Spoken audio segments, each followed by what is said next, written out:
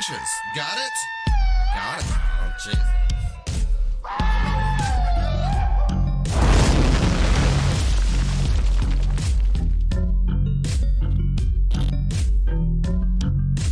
So much wang.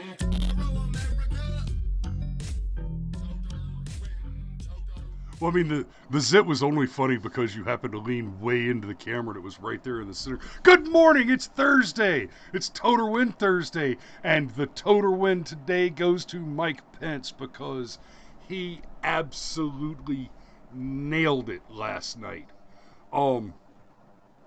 Good morning, Danielle. Hey, we got the moons here. Good. I hope you've got your cup of coffee. And, I'm in such a scrambled eggs. I'm in such a good mood. I'm going to recommend a Scott Adams style simultaneous sip. You got one ready there, Cameroon? In 3, 2, 1.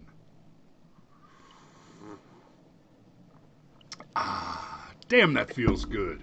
So, when I say that he was the total winner last night, we have a few different things to look at.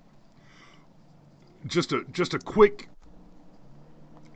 refresher on the presidential debate. What we saw there was clear 2-on-1. Chris Wallace was an absolute partisan hack. Hit both questions with partisanly appropriate leading questions. Every question to Donald Trump was a character assassination. Every question to Joe Biden was a layup, and then Wallace went out of his way to cut Trump off every time he started to give a substantial and important answer. But overall, that debate was chaotic. The two candidates stepped over each other and interrupted each other repeatedly. And I have said already, and I will continue to say that I wish that Donald had let Biden reel out a little more rope to hang himself with. I wish he had been less aggressive and disruptive. But overall, the disruption, the interruption, and all that. Now, if we have time, I'd actually like to come back to that and amend my position, because originally I said that was a mistake that Donald Trump made, but I have new thinking on that now. But I didn't ever think it was a mistake that he made. I just think he overplayed it a little bit. So that's kind of where we came from heading into this VP debate. Now, heading into this VP debate, we saw a much calmer debate, and that was nice. It was maybe a little less entertaining, but also a little less frustrating. But heading into this, it's important to understand who the moderator was. We got another partisan hack that, instead of asking questions of Mike Pence, she made declarative statements against the Trump administration and against Pence's character repeatedly. The moderator, told several bald-faced, large lies with her questioning, handed Kamala Harris layup after layup after layup. Pence came with facts. He brought receipts. He answered questions substantially. Kamala Harris dodged every question. Every time the one that really grated on me was she was asked about her position on abortion, because Kamala's position on abortion is up to and including the moment of birth, 0 restrictions and government funded. She has been very clear in her platform that her position on abortion is that everybody should have one and the government should pay for it. And when she was asked the question at the debate last night, she went on this, she just talked for 2 minutes about all kind of unrelated garbage and never answered the question. But she did manage by the end of it to pivot from answering the question on how enthusiastically she wants you to murder your own children to, well, they're going to try to steal your health care. And that was pretty much the standard for the evening. Is Kamala just didn't answer questions, and one in particular, and we can get into this one a little more as we go on this morning.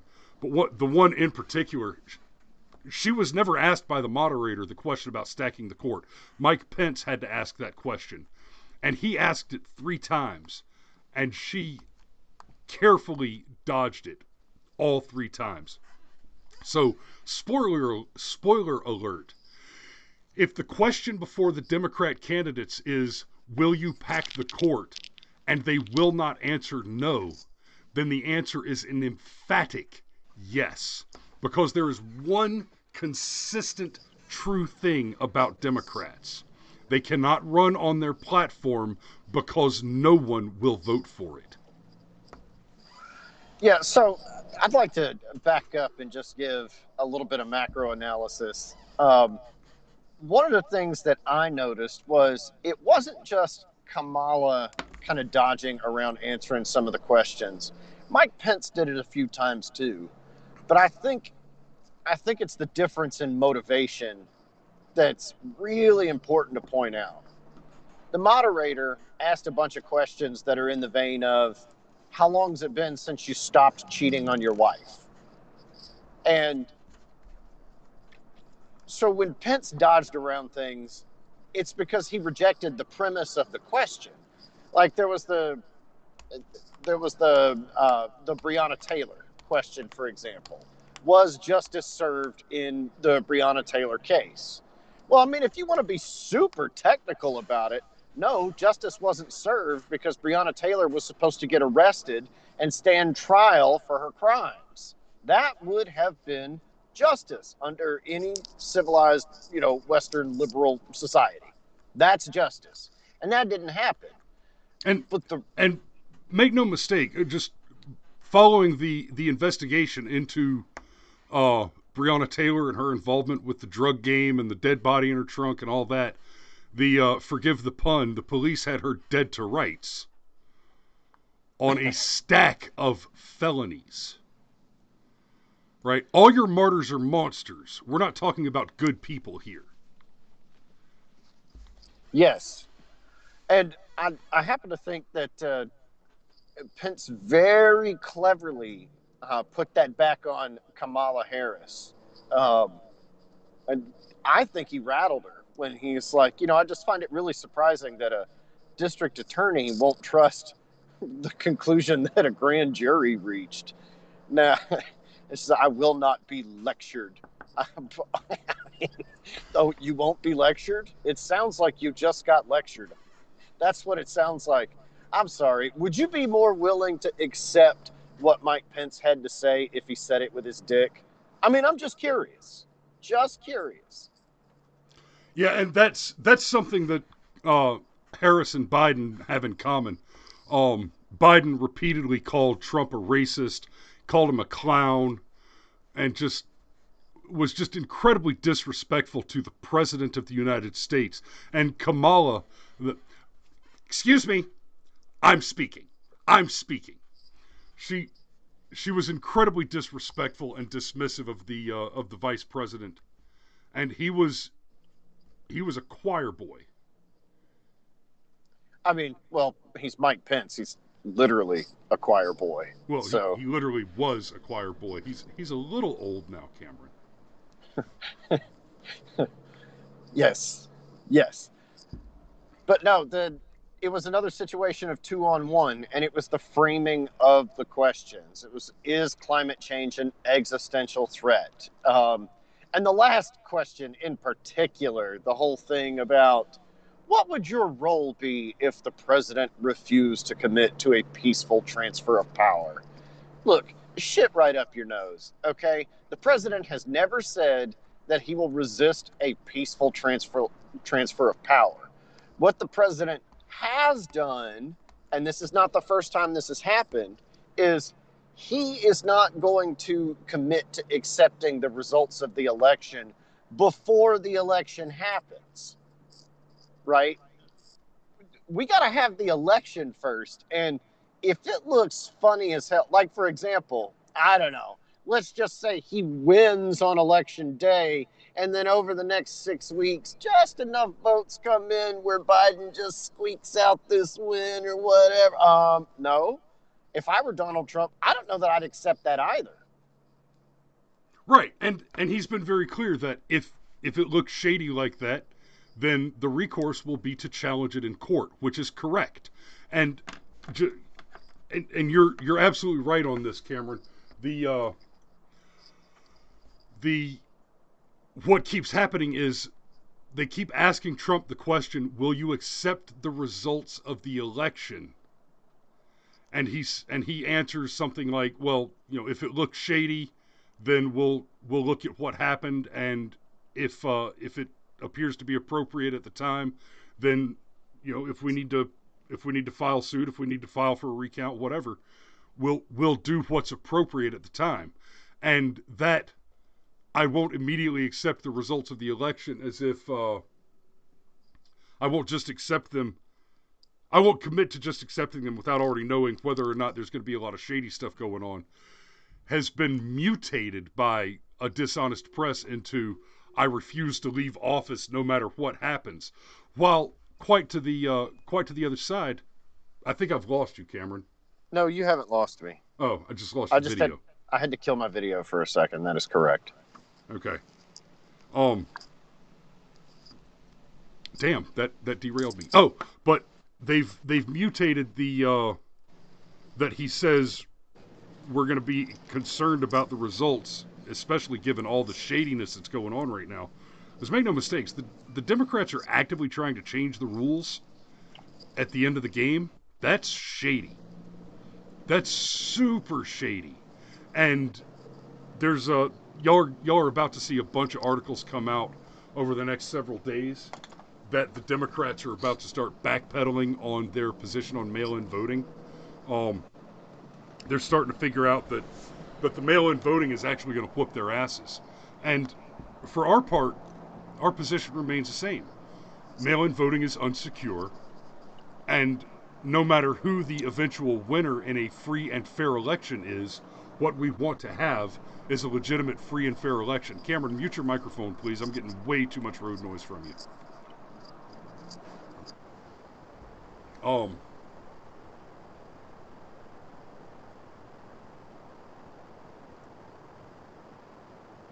I'm getting all your road noise. Okay.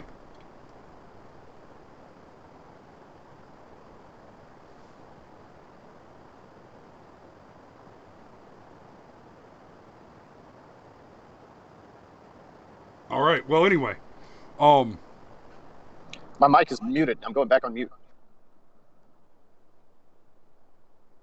that's suddenly much better. I don't know what just changed, but yeah, I was still getting all the road noise from everywhere from you. Anyway, so shit, where was I? You lost my spot. Okay, you know what? I'm just going to go ahead and move on to the article. So I pulled up this article from Business Insider, fact-checking the vice presidential debate between Mike Pence and Kamala Harris. This is a longer article. I'm going to go through it as much as I can, and if we rabbit trail off a bit, we don't need to read the summary of the debate. What we're interested in is the actual fact check. So follow Business Insider's fact check below. What they said. Pence said at the start of the debate that from the very first day, President Donald Trump has put the health of Americans first, and that he suspended all travel from China, the second largest economy in the world. Biden opposed that position. He said it was xenophobic and hysterical. Fact check. Trump did not ban all travel from China. He restricted certain types of travel, and far from denigrating the president's decision as xenophobic, Biden's campaign expressed support for the move in April. Okay, there are two claims made here. Let's take them separately. The first claim: Trump did not ban all travel from China. That is technically correct. The Chinese travel ban banned almost all travel from China, but it was left open that green card holders and citizens, what we in the intel world refer to as U.S. persons, could re-enter the country. But even there, they were subjected to heavy scrutiny. They, the 14-day quarantine and testing and all that. So the fact check there is technically true. It's a little misleading because it just says he didn't ban all travel from China, as if they're trying to make the idea that there was a China travel ban at all illegitimate. But then it says he restricted certain types of travel. And far from denigrating the president's decision as xenophobic, Biden's campaign expressed support for the move in April. Now that's interesting. Oh no. There we go. Because the Biden campaign expressed support in April. The travel ban was at the end of January. And here's Joe Biden's tweet from February 1st. So just a couple days after. We're in the midst of a crisis with the coronavirus. We need to lead the way with science, not Donald Trump's record of hysteria, xenophobia, and fear-mongering. He's the worst person possible to lead our country through a global health crisis, blah, blah, blah, blah, blah. Far from denigrating the president's decision as xenophobic, boom, there it is. So they're telling us that that Biden did not denigrate the decision. Look, just because Biden changed his position on it 3 months later, when it finally became clear to the Democrats who were downplaying and lying about the virus and encouraging you to go to Chinatown and eat dumplings and encouraging you to go out and sit in crowded movie theaters and crowded Broadway shows and crowded New York streets and use the subway and, all that other stuff that contributed to the blue states having dramatically higher death tolls than anywhere else. This second half of this fact check is an outright lie, and that's a trend that you're going to see through here, is that a lot of the fact checking on this Business Insider is not incorrect or mistaken. They're lying. They're going out of their way to tell enough truth to make the lie believable. So the next one, Pence accused the Biden campaign of real quick. Go ahead. Hey, real quick. What's funny to point out is one of the things Kamala kept trying to hammer Pence on with regard to the coronavirus was the Trump administration knew since the end of January. The Trump administration knew since the end of January, and they didn't act. They didn't lead. Except for at the end of January is when Trump put the restrictions for travel to China in place. So, yeah, they knew at the end of January, and they actually took an extremely reasonable step to try and slow the spread of the virus. Yes. Democrats are bad at this. They're good at the optics, but the actual fact part is just, like, you could take their own words and use them against them. Anyhow, please continue. I don't have much longer, and I want to get through as much of this article as we can. Okay, and yeah, I guess when you have to hang up, I'm going to try to keep going.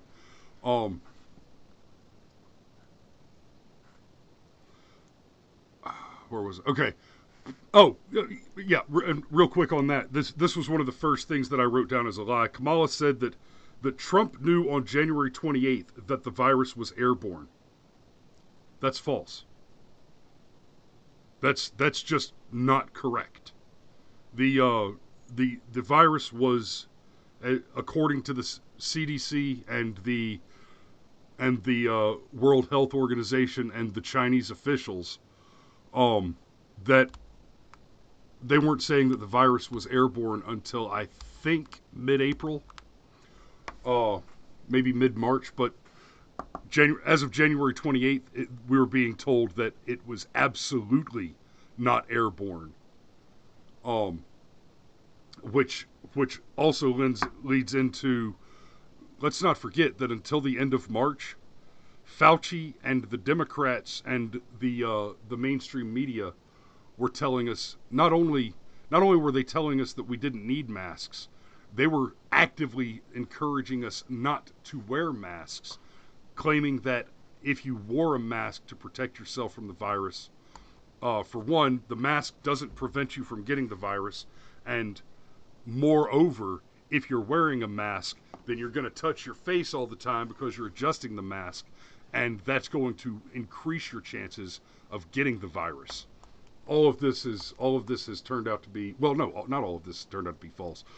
There is some truth and wisdom to the idea that wearing the mask might cause you to touch your face more, which can increase your likelihood of contracting the virus. And it's true that wearing a mask will not protect you from contracting the virus. The whole point to wearing a mask at all is the idea that if you sneeze or cough, the mask will reduce the amount of droplets that you put out into the air in front of you. So we'll move on to the next one. What they said. Pence accused the Biden campaign of drawing from the Trump administration's COVID-19 policies, saying when you read the Biden plan, it looks an awful lot what? Jesus Christ. Business Insider, you're a professional organization. Hire a copy editor. It looks an awful, and I'm inserting because the copy editor has failed, an awful lot like what President Trump, the task force, and I have been doing. It looks a little bit like plagiarism, something Joe Biden knows a little bit about. Now, I've already read this article, so I'm doing this again, so I already know what's coming up. This one's fun. Here, let me zoom this up a little bit so y'all can see it better.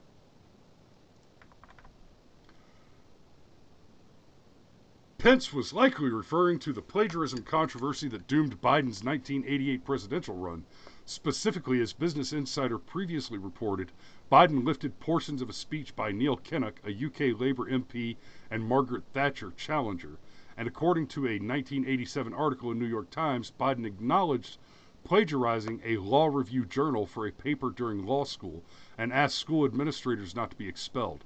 Biden later said he had made a mistake in the citation process. On the speech that they're talking about, I haven't read the paper that he's accused of plagiarizing, but given the other examples, I just assumed that it's what he did because it's what he does. This is only two examples. There have been many, and this Biden lifted portions of a speech by Neil Kinnock. Guys, go watch this thing. There's a couple of good videos out there where they show the two speeches side by side. The only places that the two speeches differ is that Biden refers to himself. Right? He doesn't refer to the UK Labour MP. He refers to himself and to his wife, and he goes on this tirade about how he's the only person in his family that ever went to college, and his wife's the only person in her family that ever went to college. Both of these statements are false, and it's almost verbatim. It's not a question. It is not possible that he accidentally repeated some of the MP's speech. It's an absolute just copy and paste. So, but I find it interesting that, this isn't a fact check, right? This isn't a fact check. This is an assessment of what he was referring to. But they haven't in any way refuted the claim that when you read Biden's plan, it looks an awful lot like what President Trump, the task force, and I have been doing. They haven't refuted that claim at all, and the reason that they haven't bothered to refute that claim at all is because this is 100% true. Joe Biden's plan on the coronavirus is the Trump-Pence plan, which Biden continues to say they don't have. So they keep saying over and over and over again that Trump and Pence don't have a plan on the virus. And then Biden holds up, hey, here's my plan. And the plan he holds up still says Trump-Biden on the top of it. Okay, what they said. Harris accused Trump of calling the COVID-19 pandemic a hoax.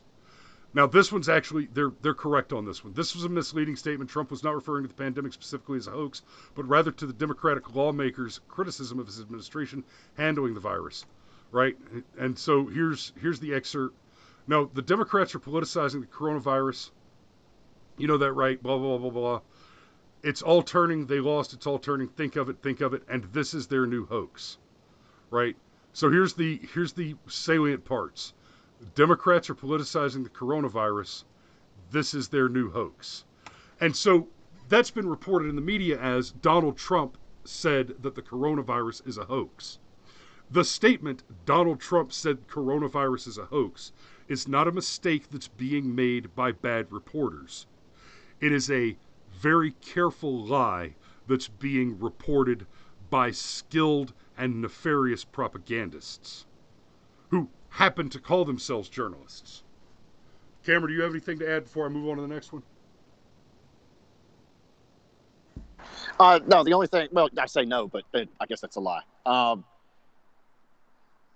This is just one of those cases, and Pence even brought this up, that this is why there's so much mistrust and hostility toward the media, because of how carefully they selectively edit certain things, and they just let Kamala get away with it when she was like, he called Mexicans rapists. No, he called Mexican gang members rapists.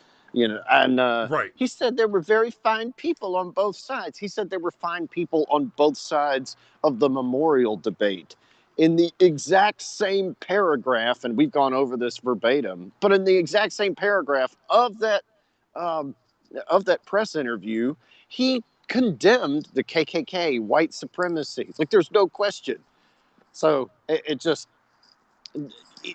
Even the framing of this sentence and the framing of the fact check behind this particular statement is just, God, it's frustrating. And Pence was on point with that answer last night.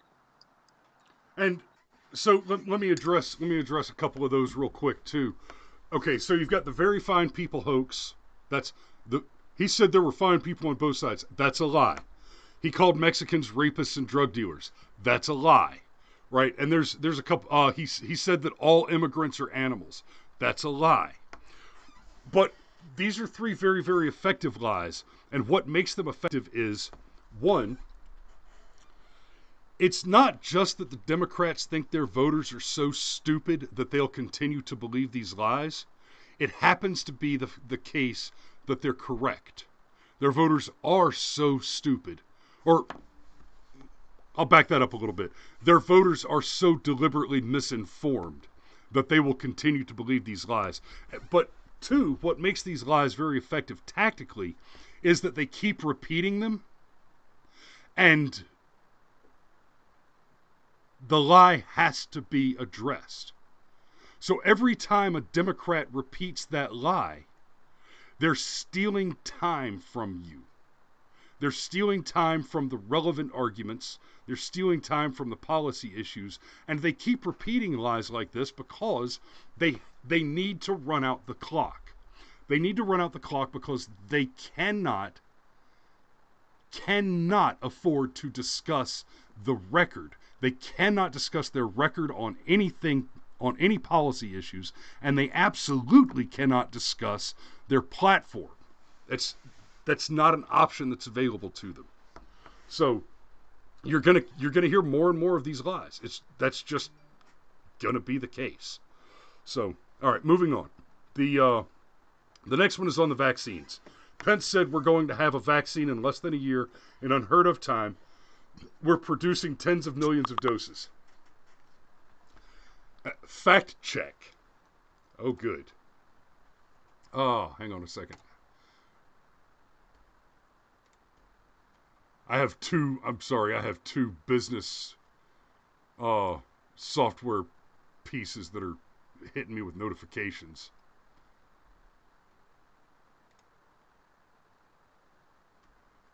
And I want to shut that down before they do it again. Okay, so here's the fact check. Dr. Anthony Fauci, the U.S.'s top infectious disease expert, told Reuters in an interview that pharmaceutical companies would likely have tens of millions of doses of COVID-19 vaccine available by early 2021, and as many as 1 billion doses available by the end of the same year.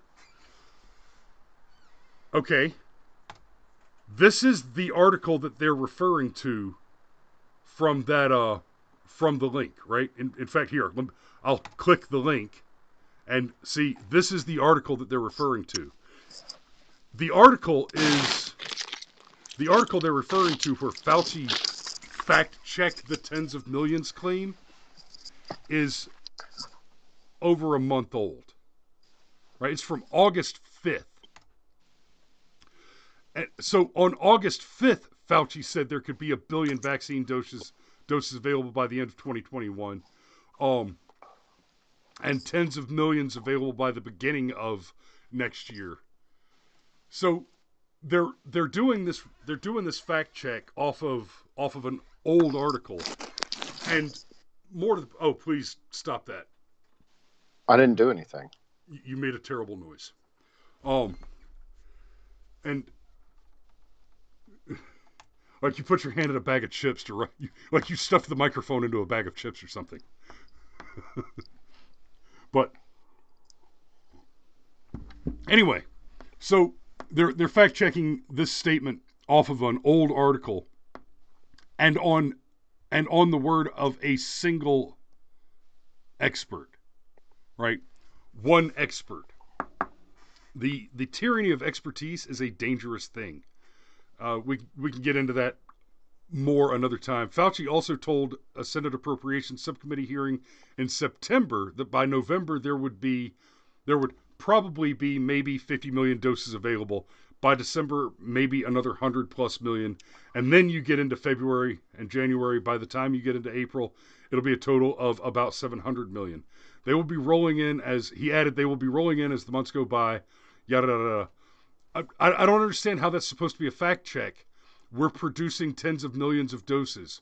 We're going to have a vaccine in less than a year, in unheard of time. So your fact check is Fauci's statement, or I'm sorry, Pence's statement is true. So what? Okay. That this is misleading. They call it a fact check here, and they don't say that the fact check concludes that the statement is in fact true, precisely to be misleading. So, the next one. What they said. Pence accused Biden of wanting to raise taxes across the board, seeking to bury our economy in a $2 trillion Green New Deal, and attempting to abolish fossil fuels and ban fracking. Now, I'm going to fact check this one. I'm going to fact check Mike Pence on this one a little bit. The number on the Green New Deal is not $2 trillion. Now, in fairness to Pence, the number on the Biden version of the Green New Deal may be $2 trillion, but the number on the Green New Deal, and this is important because Kamala Harris is one of the architects of the original Green New Deal, is over $90 trillion.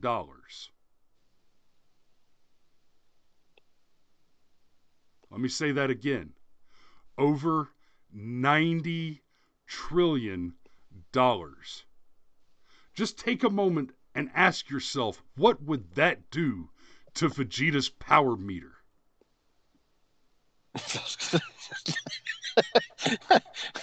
Nice reference, man. It's over 90 trillion! He just keeps kicking me in the dick. He keeps kicking me in the dick. Fact check. Biden's tax plan would raise taxes only on Americans making more than $400,000 a year. Okay. But the state, let's assume for just a moment that Biden's actual tax plan raises taxes only on Americans making more than $400,000 a year. I tell you what, I'll grant that Biden's specific tax plan only raises taxes on people making more than, what's that figure? Coincidentally, his annual salary if he should win the White House. That's interesting. But that's just his tax plan, which is to say nothing of the Trump tax cuts that Biden has guaranteed he will repeal.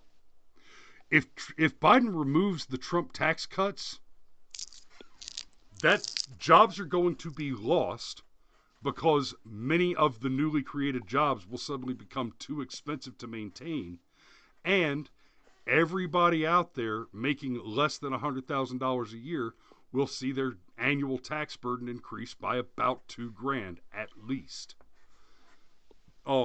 Which let's not forget, the Trump tax cuts also included a doubling of your child tax credit.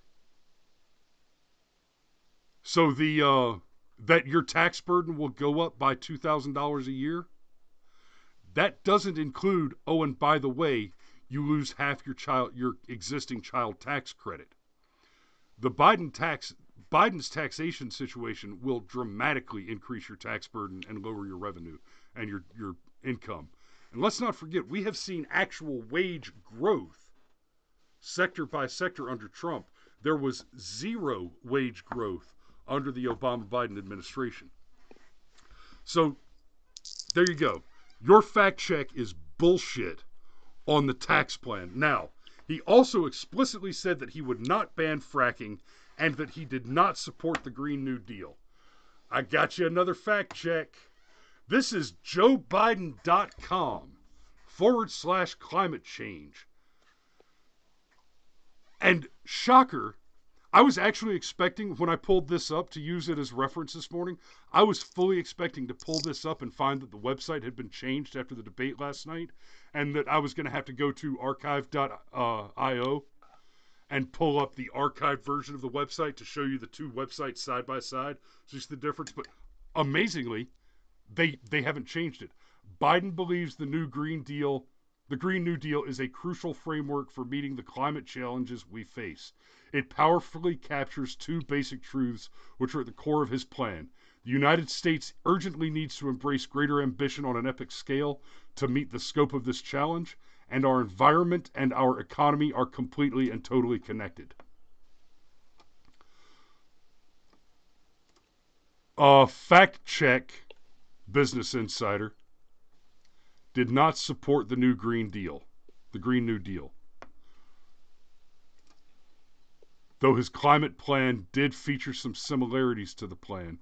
Oh!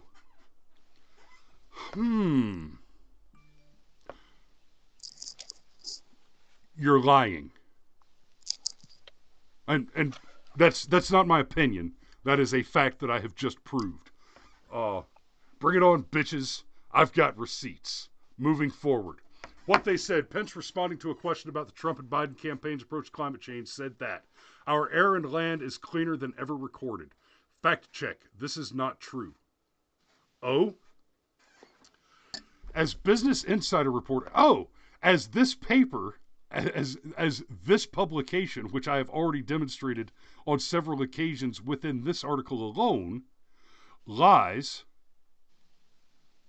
So according to this dishonest paper, which reported on the Environmental Performance Index, a metric from environmental scientists at Yale and Columbia that ranks 180 countries around the world, puts the U.S. in 10th place when it comes to overall air quality. Australia is first. Okay. The statement that Pence made was, our air and land is cleaner than ever recorded. Our air and land is cleaner than ever recorded. And their rebuttal is, well, you're 10th place in the world. Wait, so... Like both statements can't be true at the same time? Yeah, those two statements are not mutually exclusive. This isn't complicated. And then it says, moreover, contrary to Trump and Pence's claims, air in the country is actually getting dirtier and more dangerous to breathe under his administration, the report said. That...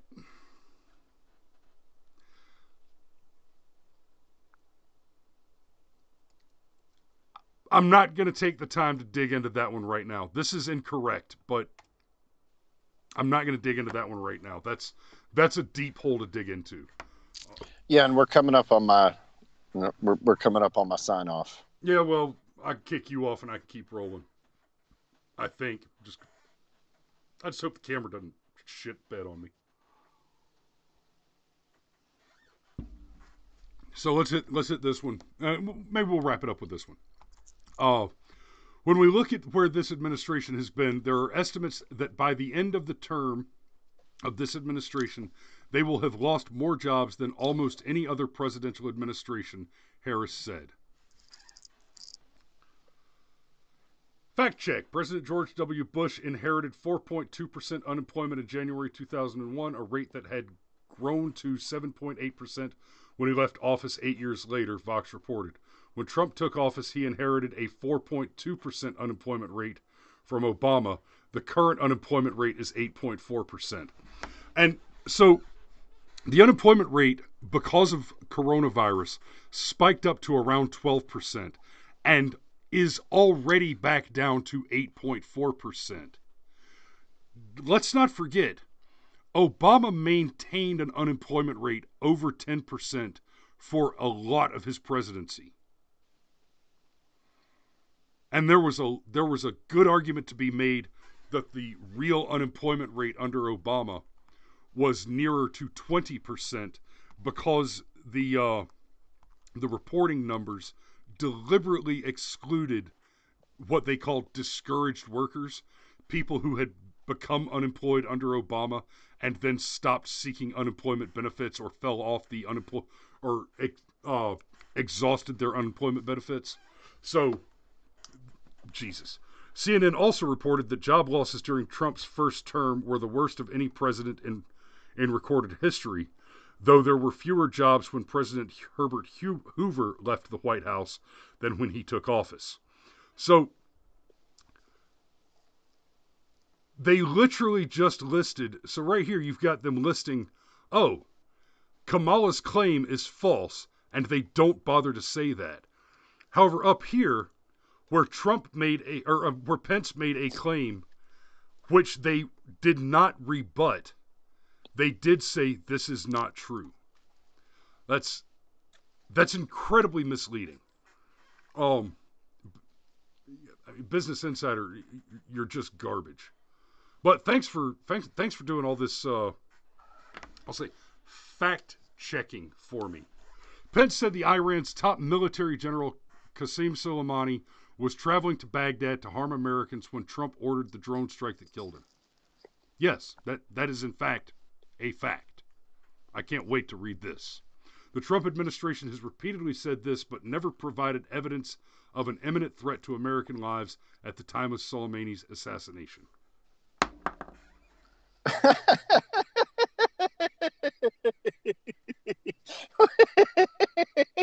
Wait, because they didn't publicize the classified info that I'm 100% certain that they had, that the guy that has a habit of killing Americans, and for that matter, killing Iraqis and killing Iranians, I mean, just killing a lot of people. Because there was sufficient classified information for us to know not only that he was traveling, but where he was traveling and his time of arrival, so that the drone strike could be ordered. I mean, that information was not gathered without including the justifying information to order the JPEL, okay, I have to be careful about this. Well, there's basically a warrant that you're required to have under the Geneva Convention, in order to conduct an attack like this, and that requires justification.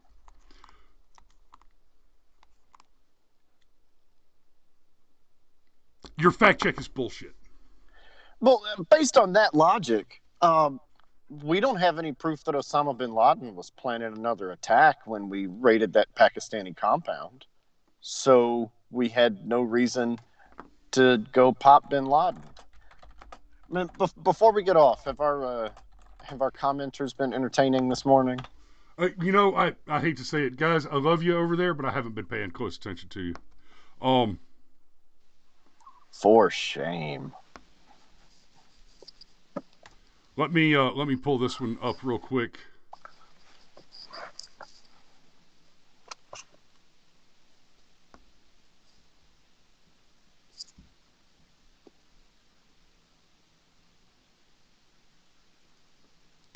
Okay. What they said, Pence claimed Biden opposed the raid against Osama bin Laden. After I watched the debate last night, I watched the Crowder stream of the debate. And it was interesting because I had a similar reaction to this claim. Crowder jumped up. He's, well, no, wait a minute. I live in this world. I study this constantly. I never heard that Biden opposed the raid against Osama. And so here's from the National Review. This is the National Review. These are not Trump fans. The National Review is, let's be real, a left-wing rag masquerading as a conservative journal. Joe Biden wants to run on Obama's record. Obama himself, speaking at the Democratic convention last month, glossed over Biden's own record while reassuring listeners of Biden's value as a wingman. For 8 years, Joe was the last man in. The single best moment of Obama's presidency was the May 2011 raid in Pakistan that killed Osama bin Laden.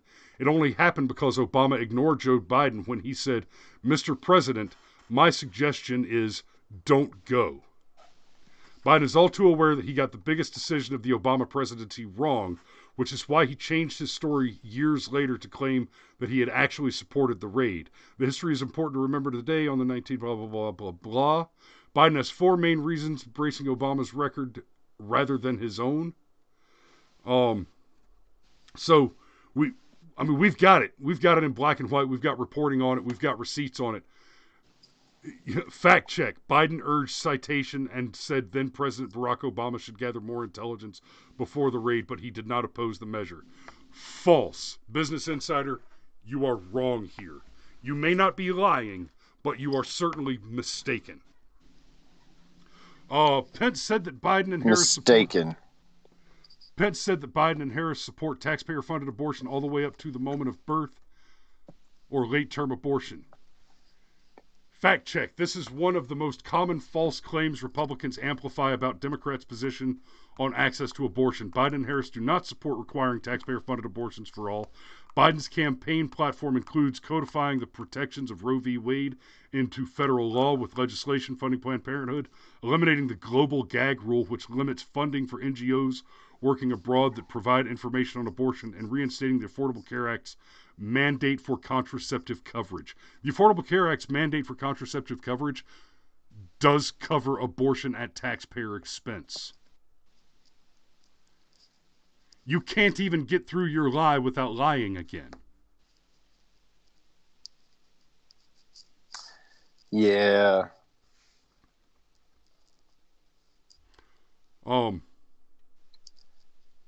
How on the clock are you, Cameron? Do you have to go right now, or can we keep rolling? I'm pretty on the clock, man. I'm about to have to call it, no matter what's going on.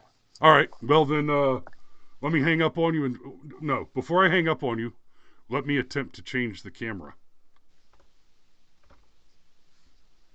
And I'm going to go ahead and say goodbye because I may be about to lose you anyway.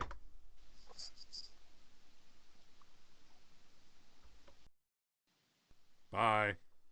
Bye.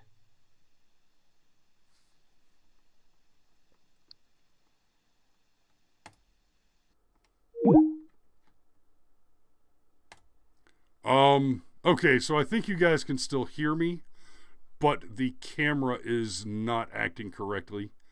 I'm going to attempt to fix that real quick.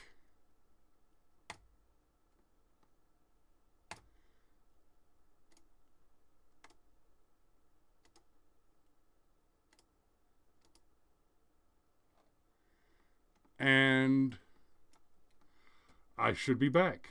Hello. All right, and let's fix that. Let's fix that camera just a little bit there. That's better.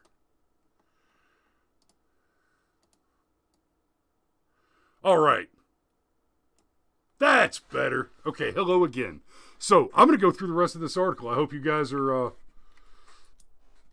hope you guys are going to stick with me. So, Harris accused Trump of refusing to condemn white supremacists at the first presidential debate, of saying that there were very fine people on both sides of a racist neo-Nazi rally in Charlottesville, Virginia in 2017 that resulted in the death of a counter-protester.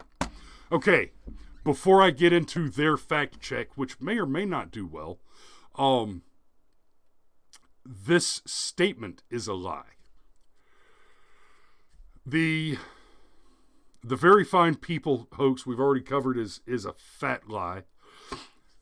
This sentence fragment here, racist neo-Nazi rally in Charlottesville, Virginia. That's a lie. Now, I'm not a big fan of the Unite the Right rally, but the rally was not a rally of white supremacists and neo-Nazis. It wasn't. The rally was a rally of protesters who were against tearing down statues. That some people showed. So this is a case of them of, you want to have it both ways. The same people that are saying that the protests have been 93% peaceful. Okay. If Charlottesville is a neo-Nazi rally,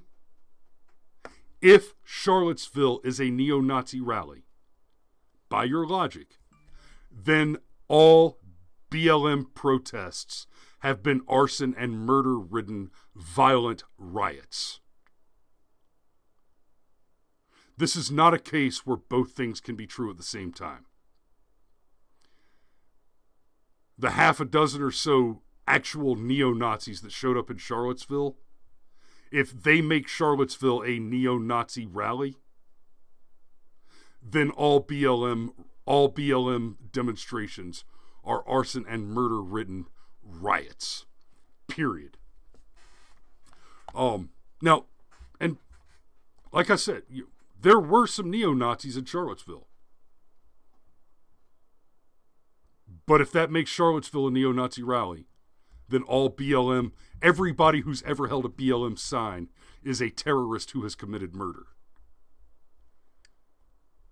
If you will not concede that beetles are bugs, but bugs aren't necessarily beetles, then all your beetles are bugs. Or rather, all your bugs are beetles. Trump was asked to explicitly denounce, so this is the fact check. Trump was asked to explicitly denounce white supremacists and the Proud Boys, a racist far-right group. False. The Proud Boys, you might be able to, if you really stretch your definitions, call them far-right, but racist? False. Absolutely false. At last week's debate, and refused to do so, saying instead that the Proud Boys should stand back and stand by. He did not refuse to do so. He said, sure, name the group. Who do you want me to condemn? And then, guys, it was Children of the Corn, One of Us creepy when Wallace and Biden together started chanting, do it, say it, do it, say it, do it.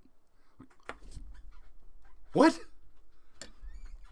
I mean, just insane. The group celebrated Trump's comments afterward as an endorsement of their ideology and used it to recruit new members. Trump also refused to condemn neo-Nazis after the 2017 Unite the Right rally in Charlottesville and said there was violence on many sides. Also false. In each of those speeches, he explicitly condemned neo-Nazis and white supremacists. And let's be very clear about this. When one of these leftists asks you the question, will you condemn white supremacists?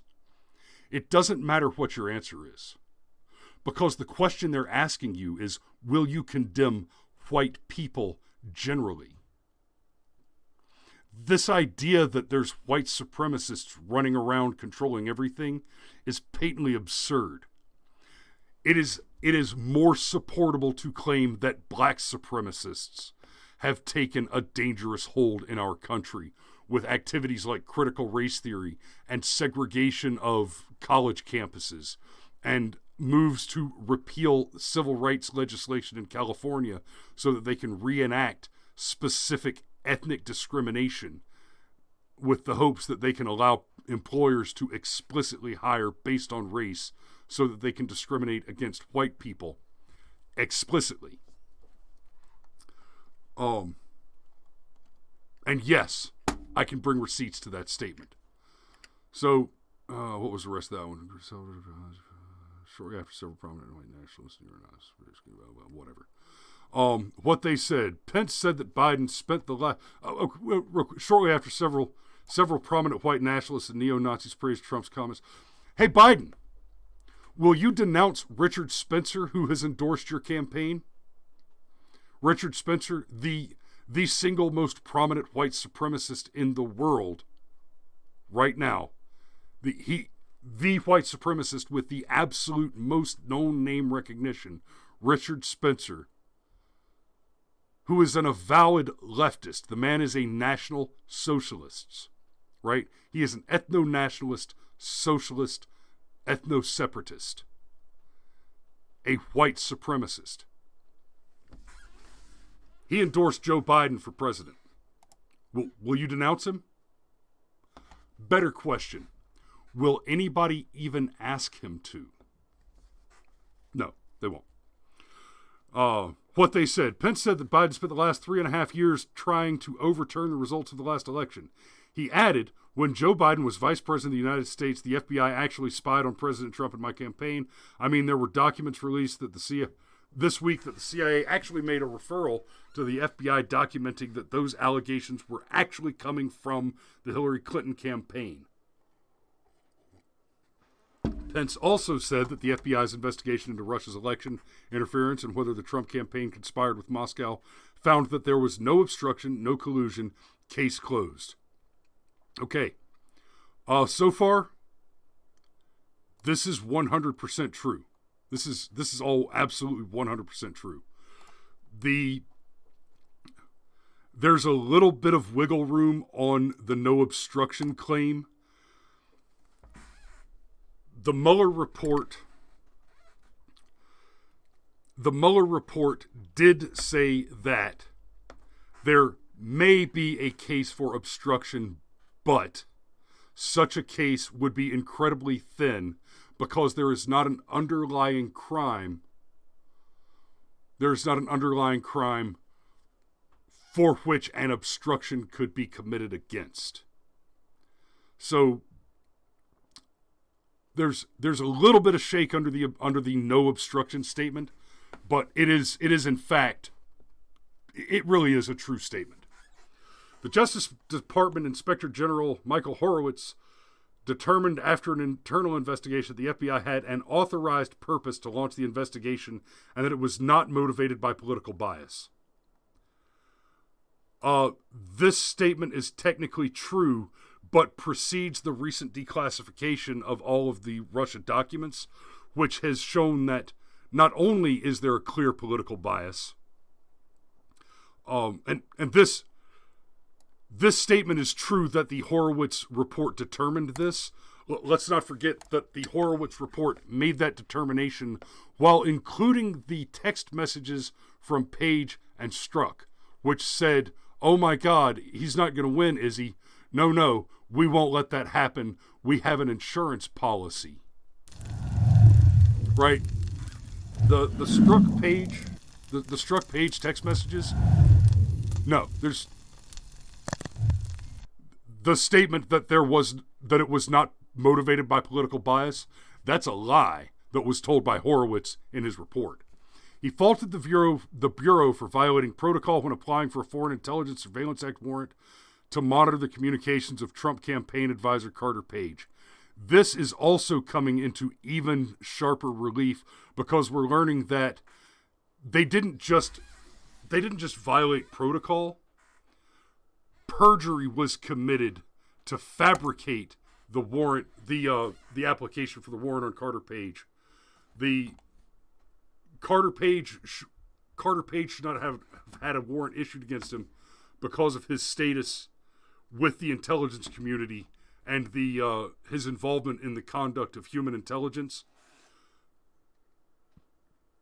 And that was explicitly, it wasn't just omitted from the facts in the warrant application. They stated explicitly the opposite. They said that Carter Page was not an asset. So that fact makes that a very, very suspicious situation. So far, you're not debunking the statement. Now, in fairness, they didn't lead this one with "this is not true." So I guess I give him a little bit of... The FBI documents Pence was referring to were notes that the Director of National Intelligence, John Ratcliffe, declassified and released to the public this week. The notes were written by then CIA Director John Brennan and described narratives that Russian intelligence operatives were pushing about the 2016 election. Specifically, Brennan wrote that Russian intelligence was promoting an allegation that a foreign policy advisor to Clinton cooked up a plan to vilify Donald Trump by stirring up a scandal claiming interference by the Russian security service. The special counsel, Robert Mueller, also did not conclude that there was no obstruction and no collusion related to the Russia investigation. No. Bullshit. He concluded that there was no evidence to support the two claims. In this country, you are innocent until proven guilty. So if you cannot prove those two claims, and you're going to make the statement that, and you're going to make the counter statement, you're in violation of the spirit of the law of the land. You are in violation of the English common law that presupposes the divine sovereignty of each individual and therewith the assumption of innocence, the presumption of innocence until proved guilty. So your sentence is bullshit. Instead, his team said it did not find sufficient evidence to charge anyone on the Trump campaign for conspiring with the Russian government to interfere in the 2016 race.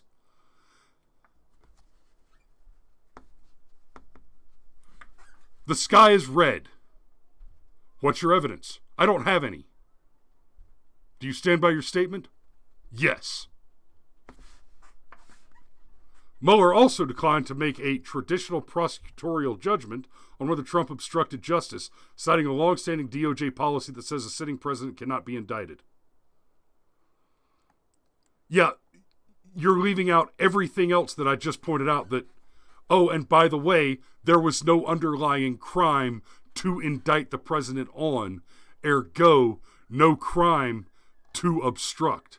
And that's the end of the article. That's the last fact that they checked. So, and God, I haven't even gotten to my notes yet. Ha ha!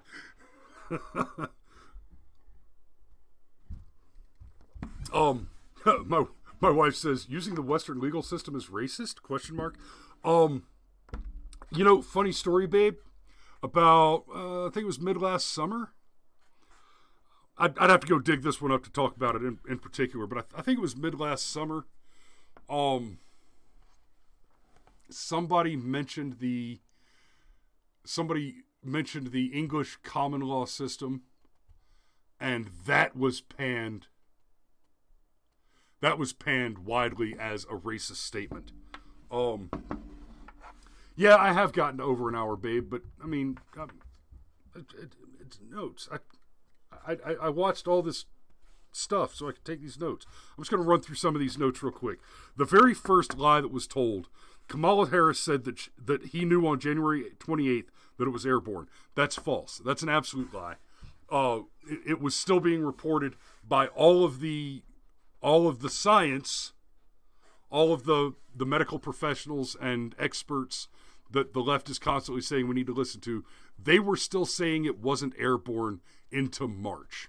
Okay. The next one, if Trump says to take it, that's the vaccine, I won't take it. So that's not so much a lie. I think Kamala Harris may actually be that stupid and partisan. That's a possibility. But basically she's an anti-vaxxer. And Pence went after her on this, and I thought very effectively. He said, look, you're trying to undermine the credibility of the vaccine that your side says we have to have before we can reopen anything. I mean, that's substantial.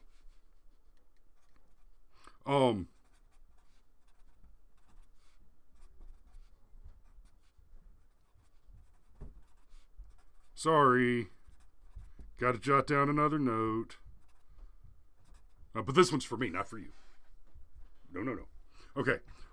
Then she repeated the $750 taxes lie. This idea that Donald Trump only paid $750 in taxes in 2 separate years. Okay, for starters, that's only talking about income tax. That has nothing to do with any of the other taxes.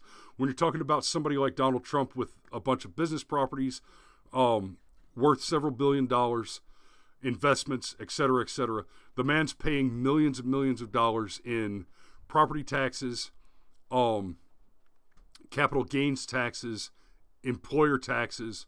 He's paying a crap load of taxes. On top of that, he's already paying a crap load of other taxes. You come back to the question of his income, of his personal income tax.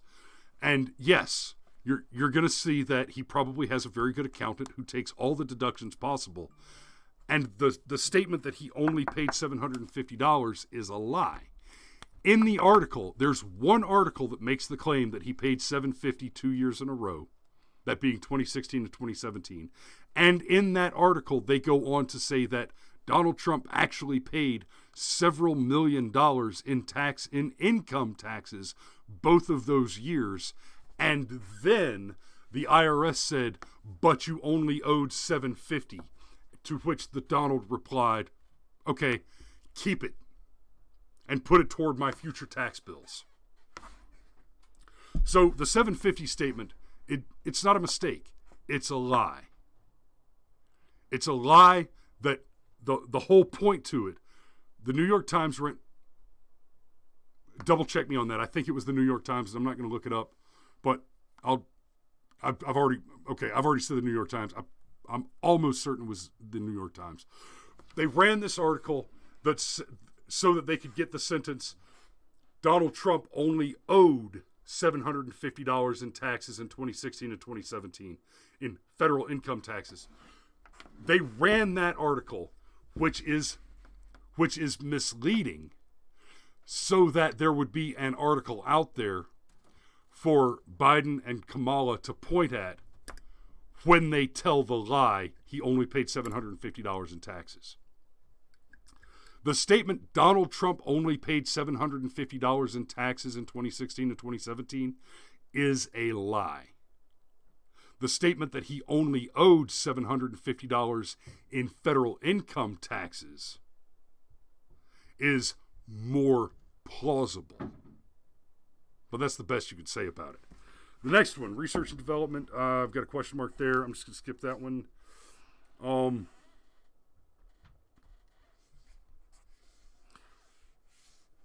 Kamala repeated the suckers and lie, the suckers and losers lie, and the lie that Donald Trump skipped the trip not to Arlington, the trip to the cemetery because they were suckers and losers. We have the documentation on this.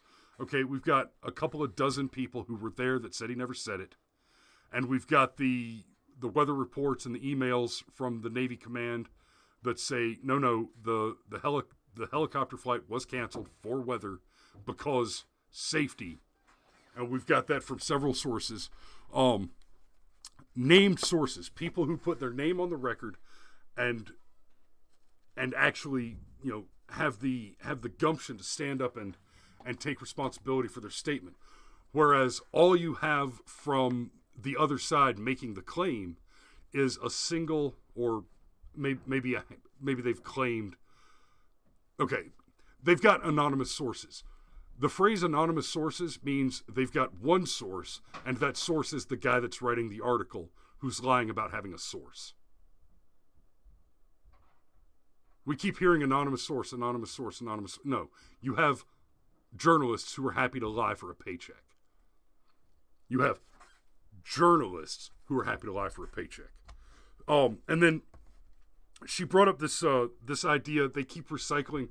Oh, well, the Russians put bounties out on our soldiers and Trump hasn't done anything about it. They keep pushing this like the idea that foreign nations having bounties out on American soldiers, or us having bounties out on foreign soldiers, by the way, is something new that hasn't happened before. This has been ongoing for some time. For a very, very, very long time. Not only were there bounties out on American soldiers where you could collect a paycheck as a war fighter in Afghanistan when I was there. Not only were there bounties on the generic soldier, if you bring me the body of a generic U.S. soldier, I'll pay you X amount of money. I have personally seen the several fatwas with my description on them. Okay, I have personally had individual fatwas issued against me while I was active in the combat zone. Some of them even used my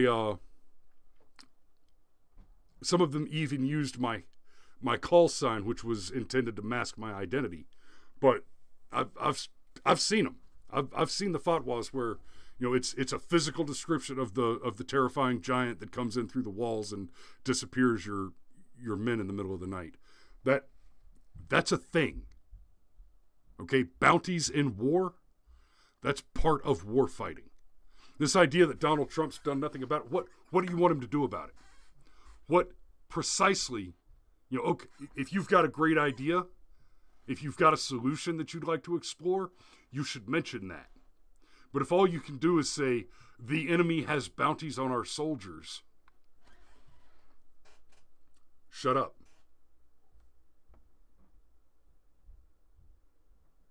Wait. But they're unnamed because they're so afraid of the current political regime. What other... Okay. Yes, dear. I haven't said anything...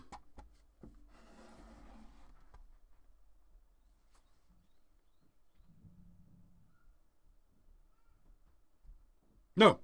I'm still good with use at 18. I'm still good, babe. As many of you know, my wife often watches the show, and Obama did nothing about it. Bush did nothing about it. Clinton did nothing about it. That's not fair. Obama did something. Obama did something about it. He created a set of rules of engagement that dramatically increased the risk to our soldiers and raised our rate of casualties while actively engaged in combat. But anyway, okay. I'm getting a dude. So, I'm almost done, babe. I'm almost done. The moderator lied when she asked the question about Breonna Taylor. She said that Breonna Taylor was an ER tech. That statement is technically true in a very broad sense, but the story that's being told is that Breonna Taylor was an innocent Dindu who was an ER tech, an important healthcare worker helping to fight the coronavirus pandemic, except she was fired and labeled no rehire 3 years ago. She was not an ER tech when her chickens came home to roost, when she died in a firefight because she was deep in the dope game and her boyfriend started shooting at the police and got her killed. She was not an ER tech at the time. That is a lie. Kamala, and I was part of the peaceful protests. Kamala said she was part of the peaceful protests. She was going on about the importance of the Black Lives Matter protests and the like. She said she was a part of the peaceful protests, and that's true. She did march with the protesters. She has also personally raised money. She's also personally donated money to the bail funds to get the rioters released. Amid those rioters, we have seen repeat sex offenders, and many other repeat criminals. Of course, the worst of them are probably the repeat sex offenders. I don't think there are any repeat serial murderers amid those, but who knows? There's a lot of bad people. You know, there is a big difference between the BLM protests and the Charlottesville protests, right? And in Charlottesville, there were fine people on both sides. In these BLM protests, there are a lot of bad people on one side.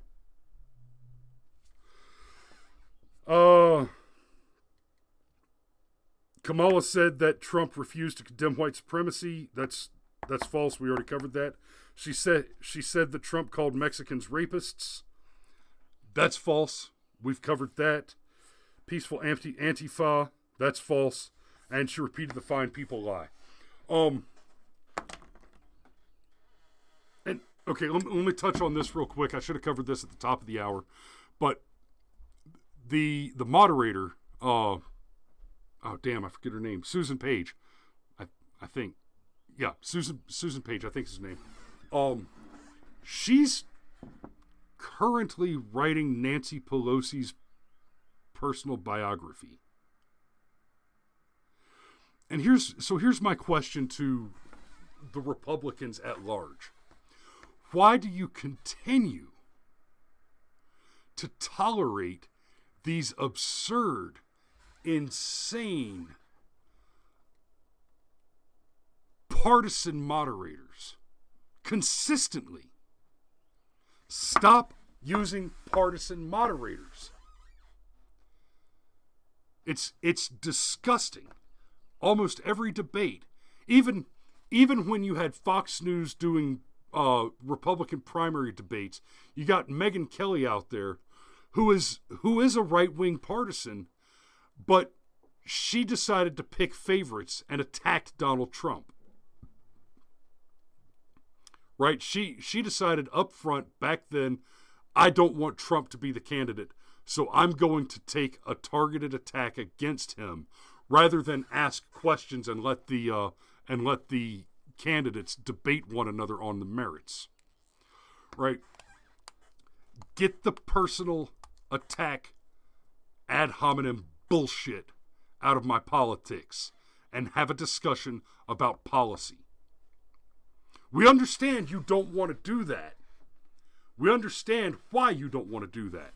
You don't want to do that because as soon as the issue becomes the question of your policies, like, will you pack the courts? Oh, you don't want to answer that question, right? As soon as it becomes a question of your policies, you're dead in the water because you're monsters. I'm tired of pretending like the left is a reasonable, logical alternative. They're not. They hold no reasonable positions. None. Their foreign policy is appeasement. Their domestic policy is abortion, communism, and the open border dissolution of the United States of America. The choice is very clear.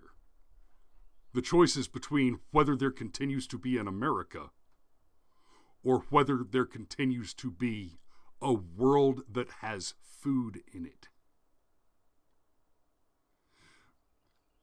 That sounds dramatic.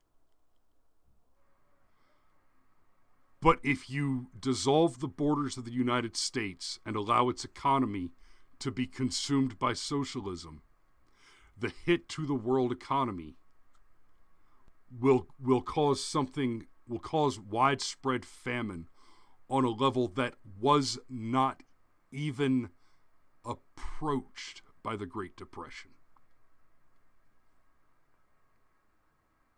The numbers on this are very clear. The population of the world since the Great Depression has nearly doubled.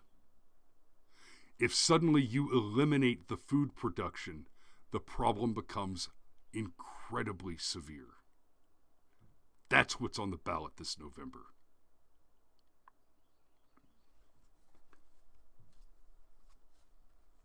That's what's on the ballot. And your alternatives? Your alternatives to Trump and Biden are open borders pro-abortion Joe Jorgensen or open borders pro-abortion what's-his-face in the Green Party. So your options are America continues to exist or it doesn't. You've got 3-1 candidates for the United States presidency right now. 3-1. America continues to exist or it doesn't. I know that sounds bleak, that sounds dramatic. I do have reason to be optimistic about the upcoming election. Some things have been changing in the wind. Namely, the Democrats are starting to backpedal on mail-in ballots, which tells me that they're afraid their shenanigans are not going to be effective. So we can be hopeful that the shenanigans will not just fail, but backfire and blow up in their face. But guys, go vote. And I know most of my audience is in Georgia, so public service announcement for you guys. Early voting starts next week. Go vote. And hey, I'm an absolute partisan. Go vote for Donald Trump. Don't screw this up. Go vote for the Donald. And that's that's all I've got today. I'm going to go ahead and wrap it up there. I know this is one of the longest live streams I've done in a hot minute, and I might just have to tear this one down. So I will see you guys tomorrow. We should have Cameron in studio for Firearms Friday, and we'll see you then. Love you guys. Thanks for watching. Like, share, and subscribe, and we will see you tomorrow. Be safe out there. Godspeed.